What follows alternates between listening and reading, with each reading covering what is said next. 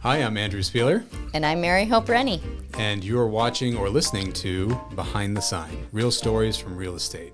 Welcome, everybody, to episode 47 of Behind the Sign. Thanks for joining us again here with my co-host, Mary-Hope. Hello, hello. And we have a special guest today, don't we, Mary-Hope?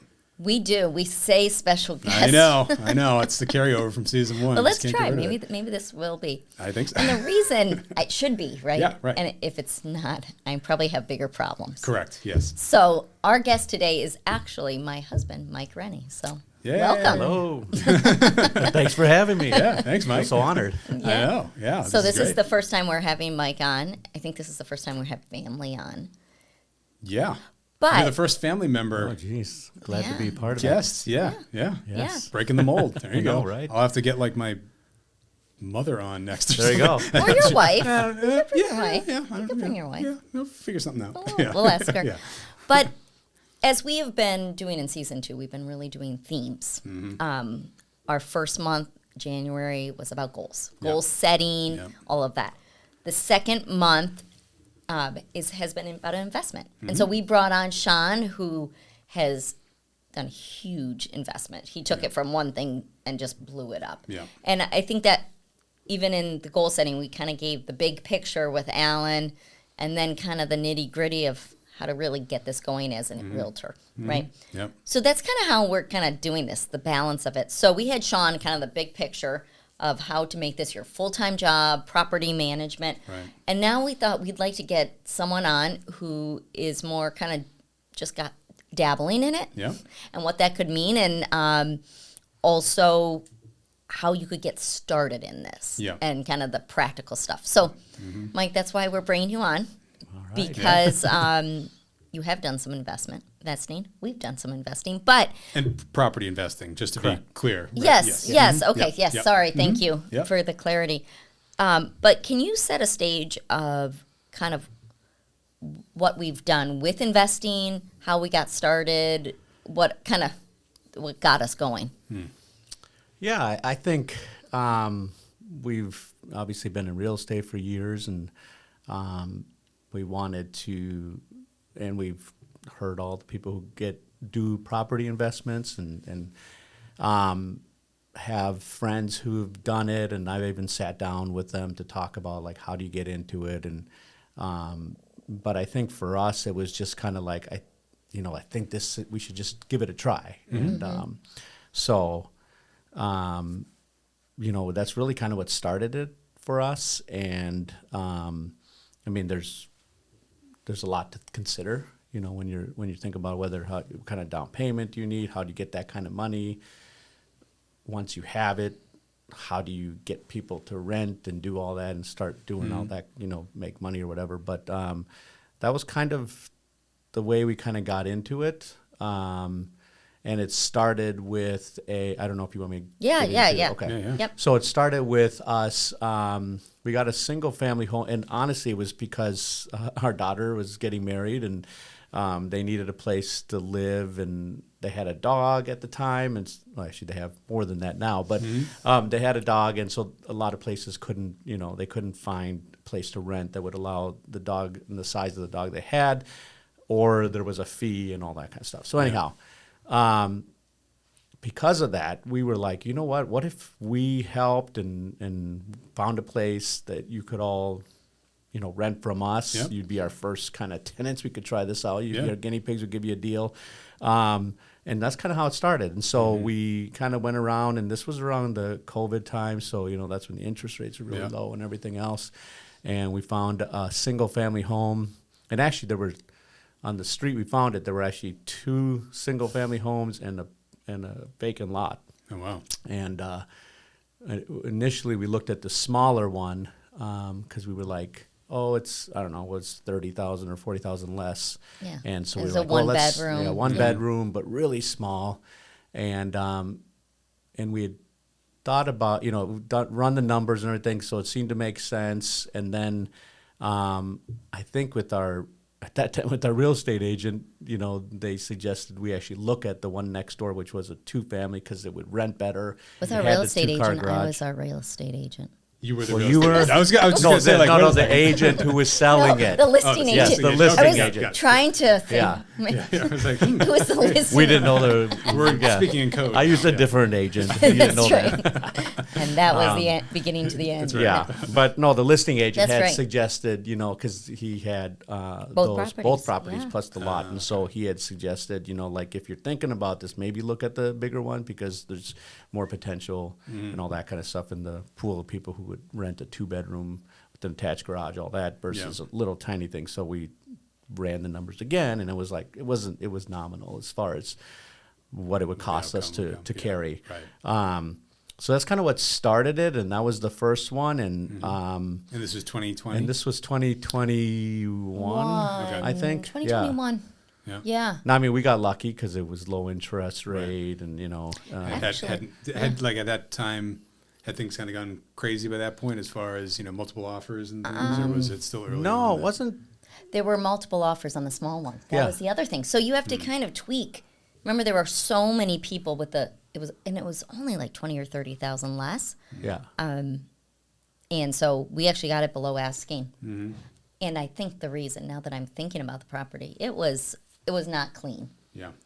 yeah, had it a wasn't lot of clean, and stuff in it. It was that's a right, man and- cave. And you walked in, and and that's the other thing, in thinking about people who want to get into it. When you go into a property, it can scare you off with all the things you see, Right. and those are just things, right? Because Right. imagine it all empty and clear. Yeah. Hey, we can paint. I mean, because I think there maybe was signs that people had been smoking in there, so the walls were like almost yellow, and and it was like a man cave, so it was just like It was just dirty. dirty and So it's just and going to take a beer little and alcohol imagination to everywhere. see Yeah, like, exactly. what's possible, right? Yeah. And the other property was empty and clean so it showed and painted. better and- So Yeah. it was so much easier to envision, and I think that's why people. Yeah, and so we thought, well, then we don't have to do so much work in the small one. This one might, but again, at the end of the day, So much moving better. forward, we didn't have to put that much into it. We Yeah. had it pretty much just paint does such a Yeah. good job of of bringing something to life. So, so that's kind of what started it, and it was low interest rate, and so the carrying costs were small, and we were able to rent it out to our daughter, and then ever since then they moved out, and friends of theirs needed a place, so we rented it to them, and then they were getting married, so I helped them find a different house to move into and found another rent. And by the time, now we have current tenants are in there. I mean, I think the last time I put it up, which was almost 2 years ago now, to rent it, I think we had like 30 couples wanting to get in, and we probably underpriced it still, but those are the things we're learning as Right. to like how to price something like this, and because to find a single family home, 2-bedroom, a bath with an attached garage, it's like just nowhere to be found, and so That's true. but it's knock on wood, it's been great, and the tenants are great, and we really don't ever hear from them, so just That's get good. our That's a- Good. So, all right. So my question, when you made that transition from having a family member in the home into then sort of opening up, what was your first step in that? Like, where did you try to find, somebody else you knew to kind of take it over, or like? did you go I to a think that third was the party, first or- step because, or maybe even our daughter, when they said, hey, we're going to buy and we're going to, Yeah. move, they already had some friends of theirs that needed Yeah. a place to stay. okay. So, and we knew them and we knew their family, so it wasn't too hard to, and we raised the rent a little bit because we were giving my daughter and her husband They quite were a paying the discount. mortgage, which Yeah. was great. Right. Yeah. Exactly. And that's Yeah. part of what we realized and what we decided on buying the single family. We're like, someone else, we put a down payment, but someone's paying a mortgage that by the time it's paid off, someone else, we've put in X amount. I don't even remember how much we put in, 50,000, 60,000. Yeah. That's what, and then we're going to get back, first of all, the value, Yeah. which I think it was what, 265 we bought it for, Yeah. 260. Yeah. Now it's worth about 450. Right. That was a few years, and then they're paying the mortgage, right? Yeah. Yeah. And you know what? Maybe to go to that, because this is kind of like the practical. How do you do this? Can you lay out how did we get that down payment? Yeah, so we, Because we didn't want to use up all we our obviously cash. did, the down payment is what people ask about and how you do it. And Yeah. because once you have that and then, you have the carrying cost, the goal is to obviously have somebody through rent paying Right. for those costs. And then, at the end of the day, if you don't make any money, you're at least paying all your costs, carrying Right. costs, and Right. eventually those go down. And if you can and lucky enough and not renting to family, then you can make a little bit of money. But yeah, so what we did, and probably through our conversations with other people who've done this, is in some research, but basically, we looked at the home equity line of credit, and really it's just having, we contacted the same areas and said, hey, we own this home here in Manchester. We want to take some of the equity from it and get a loan so that we can put a down payment down. And we had gotten a good deal on the house we live in, so had plenty of equity to use. And I guess that was another kind of an aha moment for us, which is like, why don't most people do this? Because most people are sitting on some sort of equity in their home that they don't even know about, and maybe they're not moving, but they might as well use it and actually make money from it, right? And actually utilize the money that in one sense it's kind of just sitting there and that they're coming home to every day. Why not put it to work and help them, do something like this and get some So you're properties. using the equity and the money from one home to purchase another home to build more equity. And, Correct. And then the idea, because again, as Mary-Hope said, now this property is worth, has a lot of equity from when we bought, and we could do the exact same thing. We could take the equity from that and continue to do that. And I think a lot of investors do that. So now, does that equity line of credit, how does that, like when you pull that out, how does that work?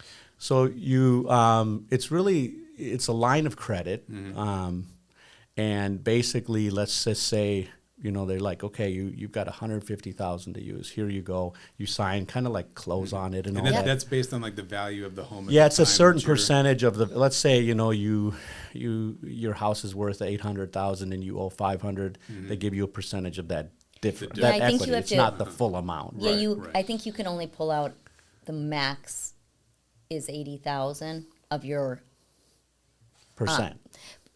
80% of the difference between your mortgage. Yeah.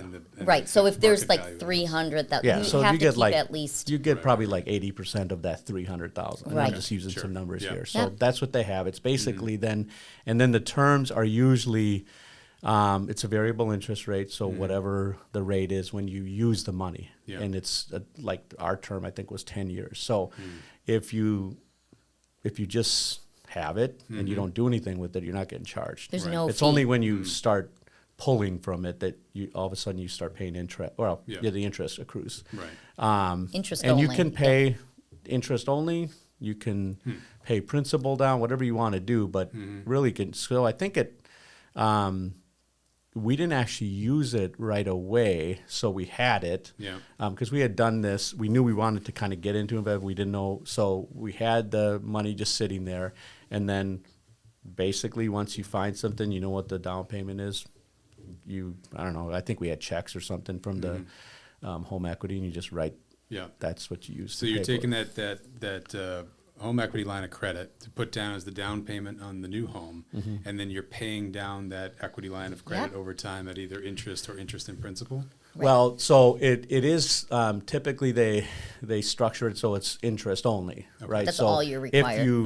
If you only pay if you only pay interest, you're never paying it down. Yeah, right. So you have to be disciplined and plan to somehow figure out how to also pay that down. Because let's say you take a loan out for $200,000 and you had to put $50,000 down. Right. I mean, you might have a $150,000 loan from whatever lender, but you still have a $50,000 loan from your HELOC that you took. So it is two. So you just have to remember that as you're thinking about, okay, maybe you're making a couple $100 on the investment. That should go to pay principal. Right. And help you. And then as you lower it, obviously the interest rate is lower because your balance is lower. And that's, I assume, probably factoring into then what you're charging on a monthly basis Correct. for rent, right? So Correct. covering Right. the Yep. payback. So you know what your fees are, right? And that's what I mean by carrying costs. Right. Your carrying cost isn't just the mortgage you take, you sign off on, but you have this HELOC as well that you want to start paying down. And at the minimum, you're paying the interest, but hopefully in time you're also paying some principal. Yeah. So it's interesting.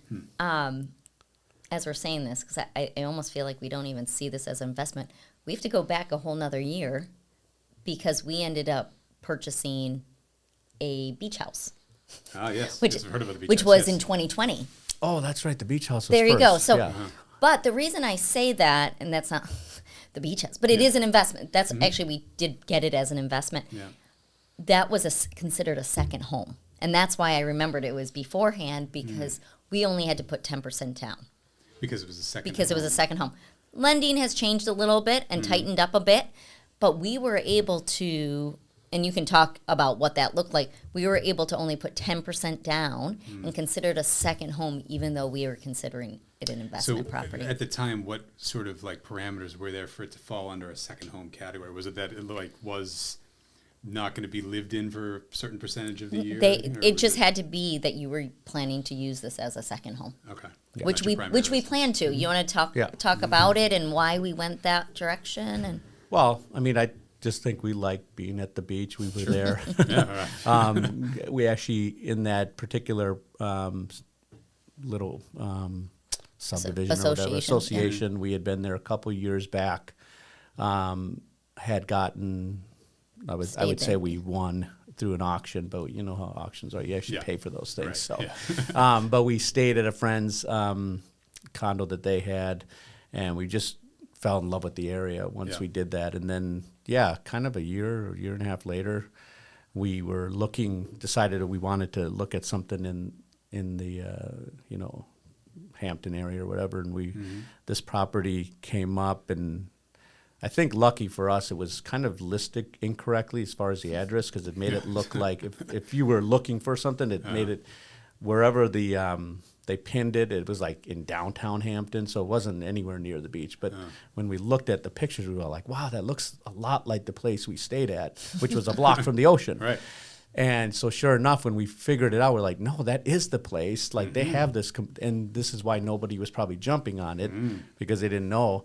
So Marketing error. I want to say within like a day, we said we got to see it, and we placed an offer on it, Yeah. and then got it because we knew exactly Where where it it was, was, you'd been and there. that we Yeah, had right. been there and all that. So, so yeah, that's right. That one was. and that's completely different type of investment. That's why. So So is that an Airbnb for you Yeah. guys? now? Yeah, so now it is. yeah. Yeah, so I mean, we use it. So, obviously, the goal was for us to be able to still go there and use it. So, we in the winter, we've done different things.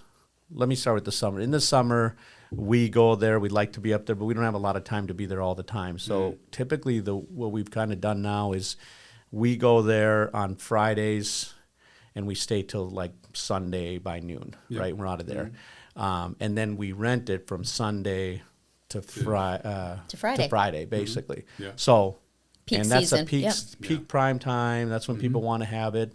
They're there. And so we're getting, almost double what it's worth or triple sometimes. And then, but we're still able to go there on the weekends and enjoy, the time that we have there. And it's plenty of time because we have so much going on and being Right. real estate, and sometimes the weekends are like, Right. we don't have a lot of free time. And so we do that. And then in the fall and winter, we've dabbled in a lot of different ways to do this one because long-term renters, signed leases, all that. We've done Furnish Finder, which is great if you if you know what you're doing. Well, we've got a horror story of one of them, but Furnish Finders is great because it's typically like traveling nurses who come to an area. They got like a 3-month contract. Yeah. And they're looking for something. So, where we are in Hampton, there's the Portsmouth Hospital. There's, I forget the other one, but it's nearby that a lot of them, Yeah. Exeter, I think. And so it's a good location for traveling nurses. And we had a couple. I mean, even our first one, we were like, oh, we got a renter, great. And it was, we were pretty specific, no pets, whatever, because the association doesn't allow it. And then sure enough, the minute we sign, they show up, they've got quote unquote service dog. And I'll just, I'm not going to judge one way or another. I'll just say, I don't think it was a service dog because it was pretty big. And then they brought furniture in, and we had said it was furnished, and yet they still brought a couch and tried to jam it through the door.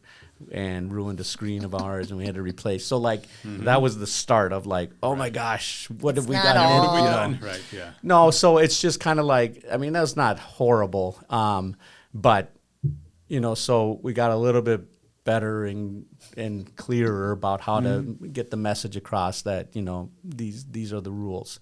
And then with furnish finding, they don't really vet the people. They just basically connect you with somebody who's looking, and then you kind of take it you from have to there. you to vet. Yeah, because you pay them like $100 fee a year to Lesson have the learned. service, Yeah. but they don't do a lot of the vetting. You have to do it. And we were, we didn't do a lot of vetting. Let's just say, and We exciting. learn a lot through mistakes. you but learn. Sure. You learn. Last year we had someone. It takes us a while to learn. Yeah, someone took the lease. We signed the lease with them, but then they didn't tell us about their partner who was also coming, and then who was also bringing a child. And then as Two the children. thing went on, there were more children, and we're talking like a small 800 square foot condo in Hampton. So this Okay. isn't huge. Yeah. And Tight.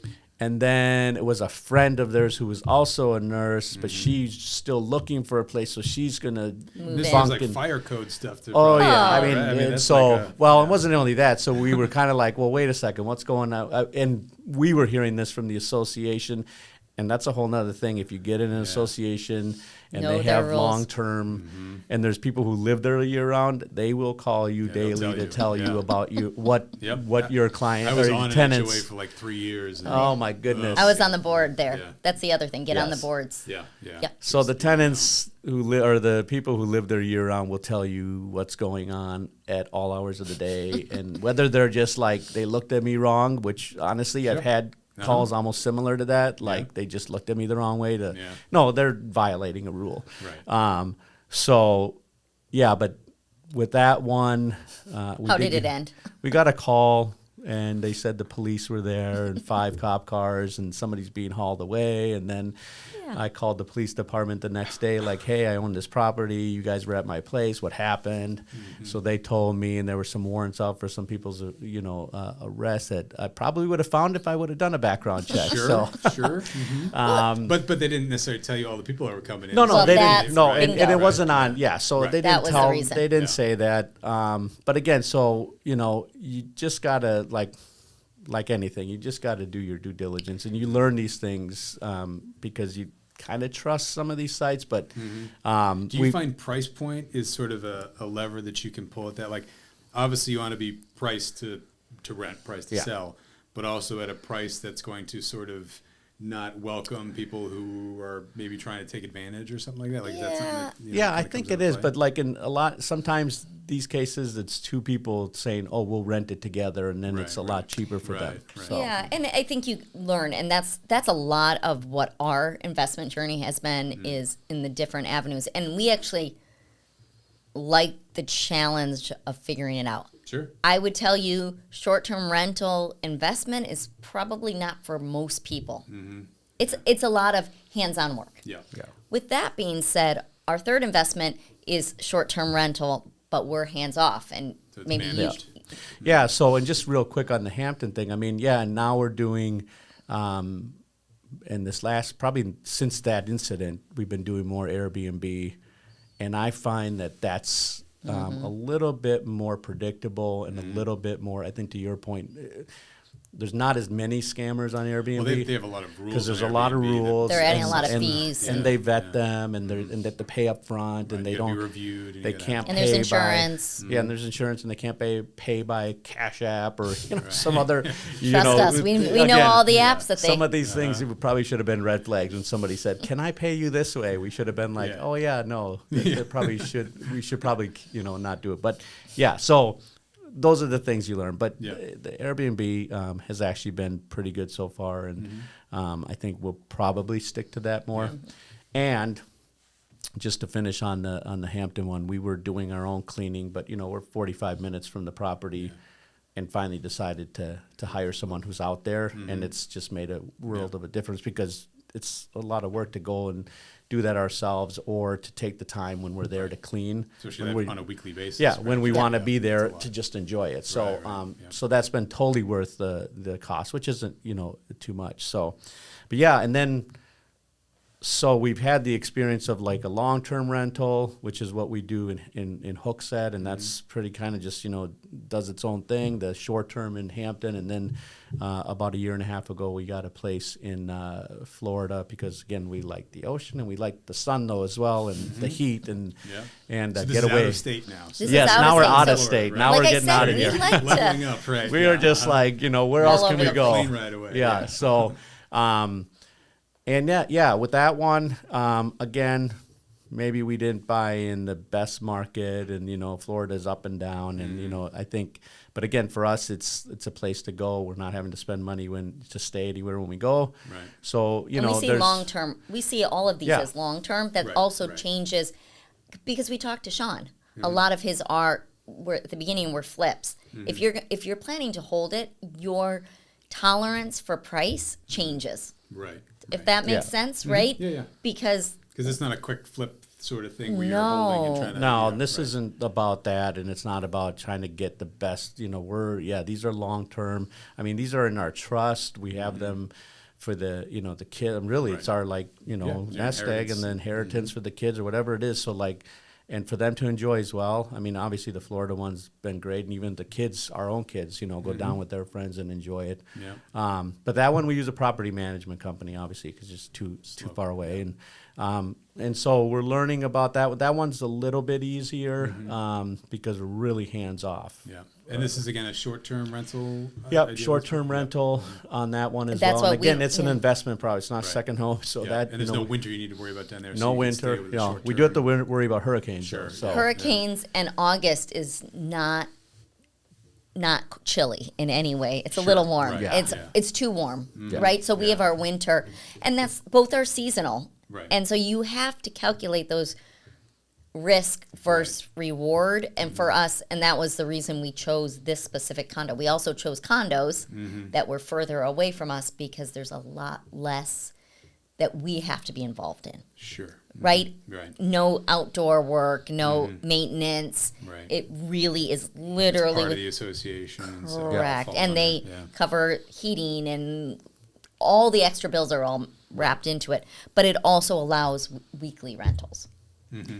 Most Florida properties don't let that. It's usually a lot of them are 6-month rentals. Yeah, a lot of them. I mean, we They went don't down want- and we They, looked. they don't want high turnover. We looked at a few places, but yeah, it was minimum 3 month, or you got to have a year-long person. So it was really limited. And we were like, well, this is going to be an investment because we can't spend our time in Florida most of the year. So, Right. so yeah, finding a place like this was good, and yeah, it's weird because right now it's prime season down there for that property, and here Hampton's just kind of doing whatever. So Hanging out, it's yeah. flipping out, but Yeah. Now, but when, yeah, when you do those short-term rentals, because I know there's some system you put them into, and it disseminates to all the short-term rentals, like VRBO, Airbnb, and all of them. So Yeah. you do all of them, or is it I just well, Airbnb? I tried to do that, and it's always With the difficult Hampton to one. manage if they don't sync the calendars. Then and this has happened to me Yeah, before, sure. where Get double bookings and VRBO Yes. accepts a booking, but then Airbnb also accepts it, and it was like, oh shoot, I forgot to turn this one off, and Right. and yes, some people do that, and I've seen a couple of my clients even use Hostfully. It's like they manage a bunch of different. I think what you're saying. Yep. We haven't really gotten into that because Airbnb's really been good, and then now our property management company in Florida does that. So we don't And touch so we the don't do it. rentals. I don't know where Right. how they get the rentals, because I think they shoot it out to Yeah. VRBO and Airbnb, but they're managing all of that. So we don't really have to worry too much about that. Well, and that one, great. you were asking about pricing. So they also manage and they have algorithms. For So pricing, those are the yeah. things Yeah, that that's smart. there's certain leverage. It's not Right. worth us putting the work in. Hampton's kind of our pet project. Yeah. Yeah. We're always tweaking it because we Yeah. also, it is a place we go and enjoy. And Right. that's a big difference with investments. Yeah. It's a lot, you're a little pickier. you have a little more invested emotionally when you're spending time there too. Right. And that's where you have to separate. Do you intend to go down to Florida too and be able to, take time down there? I mean, When our jobs relax. So we once a year right now, a couple right times a year. Yeah, maybe twice. We're able to give it to friends and give them a discount. We use it as an auction item for our kids' school charities and things. So it's, a way to also, give an opportunity for someone else to go. And again, when we go down there, we have a place to go, and it's just a matter of flying down there and doing that. So, do you want to talk about the financing on that end too? The financing, for the down payment and all that. Yeah, I mean, it was basically our HELOC again. We had paid a certain amount off from the Hookset property, and so we basically refreshed the balance, if you will.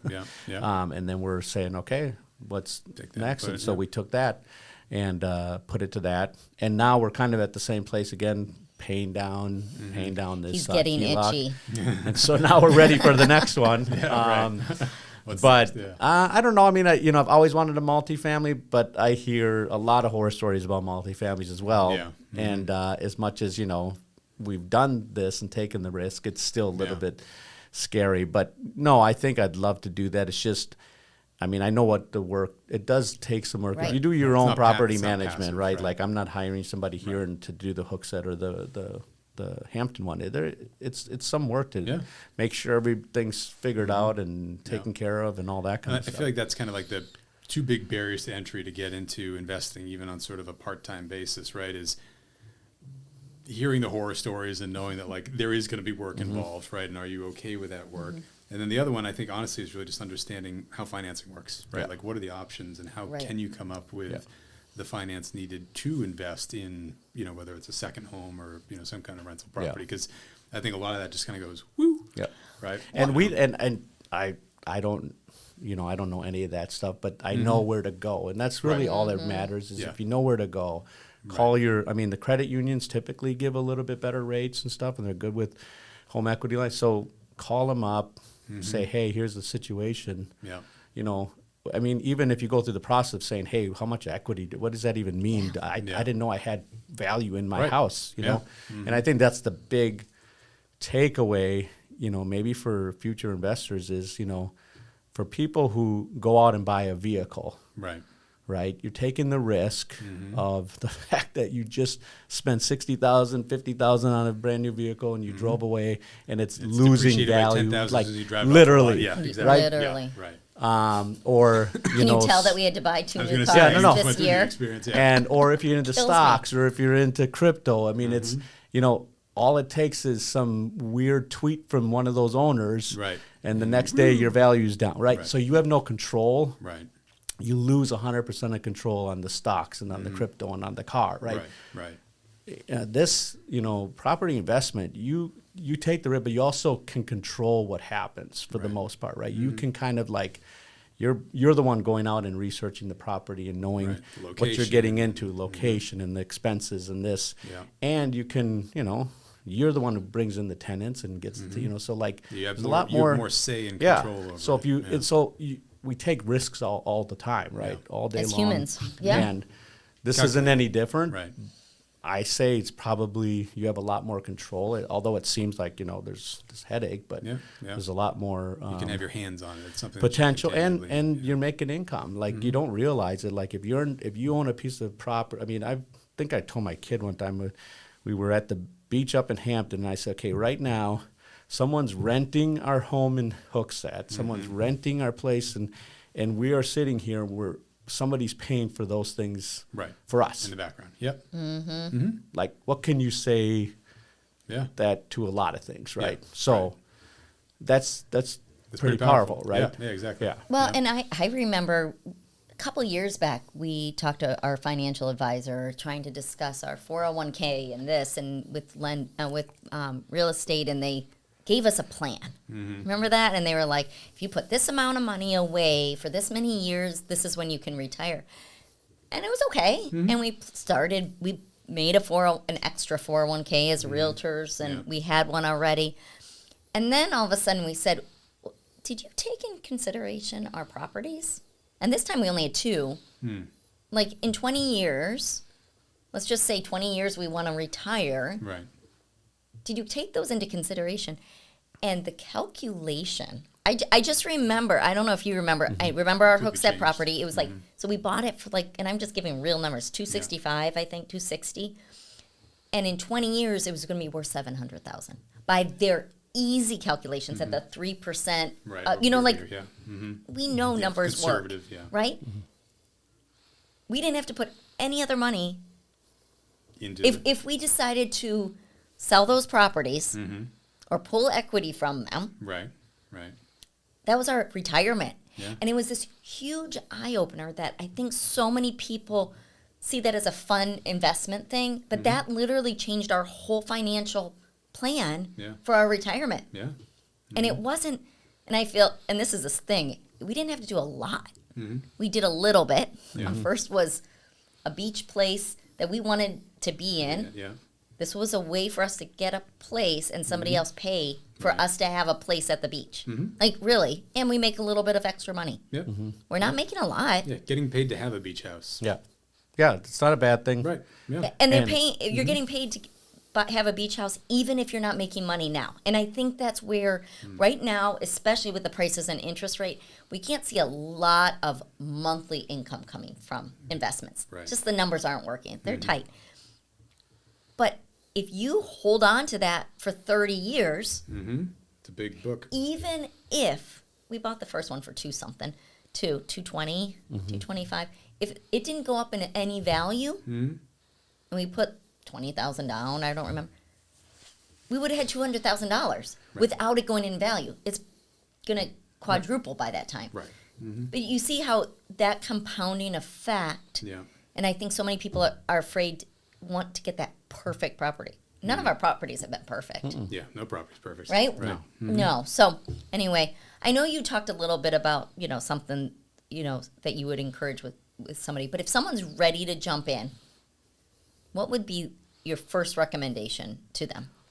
Yeah, I think if someone's, saying, yeah, I want to do this, I would definitely say, like we tell all of our buyers, go speak to a lender. Yeah. But in this case, go see what kind of equity you have, because I think they may not realize the value that they're sitting on, let's say, at their house. Yep. And they may say, well, yeah, but I owe all this. Well, yeah, but there's still value in your home, and they do an appraisal just like they would, and they're going to come back to you and tell you. And once you know what that number is, and that, okay, they're going to give me X.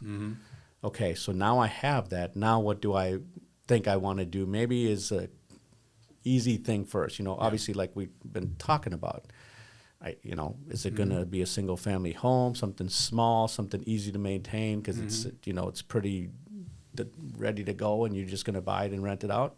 Yeah. Or is it going to be condo or multi, whatever it is? That's kind of the next step, and then just have everything kind of ready. Make sure you've done your numbers and. I'd say maybe to add to that, right? Like find out how much equity you have. Yeah. But then also, honestly, I would say go and talk to a real estate agent who also does this. Yeah. Right? Like talking to you guys as a resource of both being agents and, multiple property owners to sort of explain like the real world nitty gritty of the good and the bad of this, that you have a clear understanding of it before you kind of get in. I think sounds like another good step. And the other thing I would say is you don't, people are going to be living in these that aren't you.